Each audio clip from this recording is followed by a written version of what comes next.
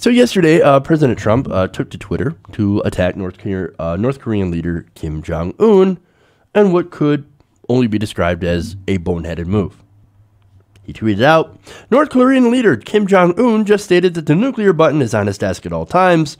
Will someone from his depleted and food-starved regime please inform him that I too have a nuclear button, but it is a much bigger and more powerful one than his, and my button works.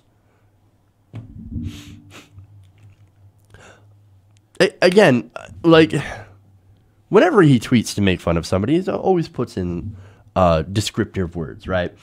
Depleted, food-starved. Well, I mean, look, depleted, I don't know. Food-starved, definitely. But that is actually dealing with the people. Maybe you shouldn't make a joke out of it. Because the people of North Korea are pretty much literally hostages at this point, right? But I love it. He's like, please inform him. Dude, you're on Twitter. You are informing him. In fact, your tweets are now official public record. You are the president of the United States. 20 years from now, 30 or 40 years, 100 years from now, that tweet is going to be archived. Assuming we're still here at that time. Somebody in history is going to see that tweet and be like, oh my God, what were these people thinking? They actually elected this person. But anyway, he's a child, right? Now, amid this, what is basically a giant dick measuring contest between two mentally stunted child leaders, White House officials have largely stayed silent. Now, you had Kellyanne Conway, of course, going out and defending it. Oh, no, that's he didn't actually mean all that stuff that he said.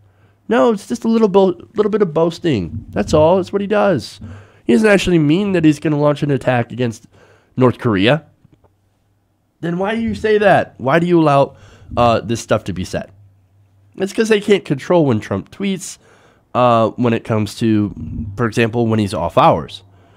It's not like they can have a babysitter for the president of the United States that watches his Twitter feed.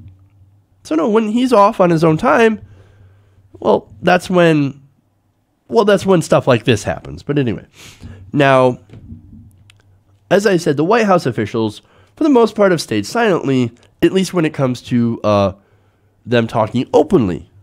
However, Axios reports that White House officials have anonymously complained to reporters about the president possibly starting a nuclear war over Twitter.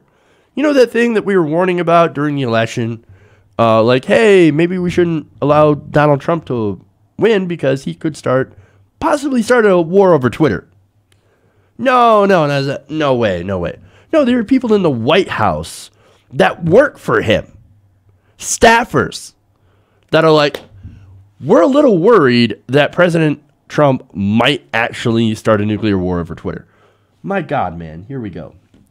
One administration insider told Axios' Mike Allen, quote, every war in history was an accident. You just don't know what's going to send him over the edge. Now, wait a minute here. So, who do they refer to?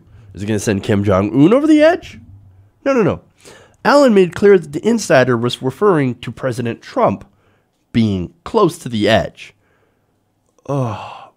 Now, another outside advisor told to the West Wing told Axios, quote, this is the most important issue on the president's desk. We are in a hair-trigger environment, and this is potentially a shooting war with nuclear risk. Now, look, a war with North Korea wouldn't just be bad for North Korea. It would be. Yes, but look, we have allies in South Korea and Japan that could end up being devastated by not just the conventional arms, of course.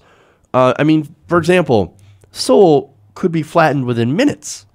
Seoul is home to about 10 million people. That's not even considering the impact of a nuclear weapon. So at any point, yes, nuclear weapons, they might not be able to reach the United States, or maybe they could. We don't know. But one could definitely reach South Korea, could reach Seoul. So that could be a major, major problem.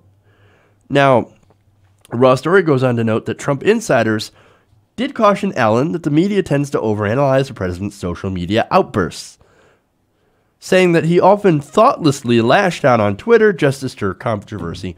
No, he doesn't just thoughtlessly lash out, does he? No, thoughtlessly 100% encapsulates exactly what the situation is. Yes, he's an idiot. We have a president who does not think about consequences. He doesn't consider the consequences of his actions, of his words.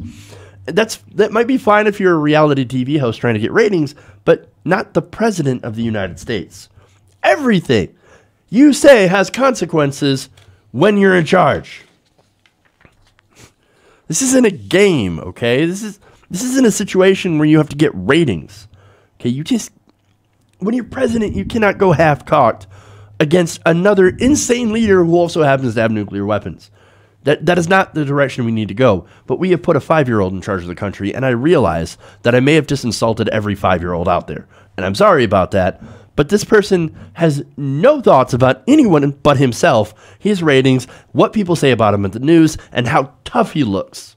Oh, I'm going to look tough. I'm going to make fun of Rocket Man. No, you're making yourself look stupid. And furthermore, you're making us look stupid. And look, he is not fit for office, okay? This guy's going to get us killed if somebody doesn't stop him from saying and doing insane things. And I know some of you might be like, no, but don't worry, Jeff, he's not going to do anything. No, the real danger was Hillary. No. White House insiders have pointed out that the risk of war with North Korea is actually higher than most outsiders realize. And the outside advisor questioned Trump's social media provocations in this context. Quote, what intel analysis or foreign policy advice leads to employing this as a tactic? This is not a tactic. There is no strategy. This is not strategery. This is madness. And look, I know some of you think that his incompetence is a good thing, but I'm actually more torn on this. Sure, on some things, being an idiot actually helps to slow things down. Okay.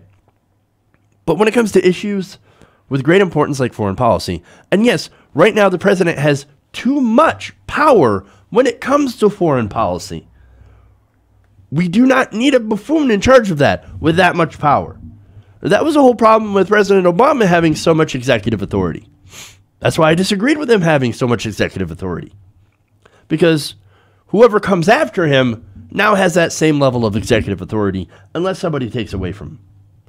And they have not done enough to limit the powers of the president with President Trump in charge. Look, I don't want anybody to have that much power, okay? We don't need a buffoon, especially we don't need a buffoon in charge.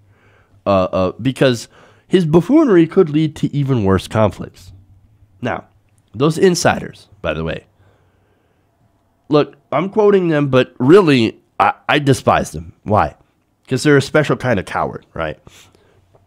These are a bunch of career-driven snakes with no sense of duty to the actual country. These are the guys that bend over and kiss Trump's ass in public and then turn around and talk about him behind his back in private. There's no bravery here talking to the press. You're a coward. And you're actually putting your own political careers over the safety and security of your country. People like these insiders that won't actually publicly take a stand. This is why one of the reasons that Americans hate politicians.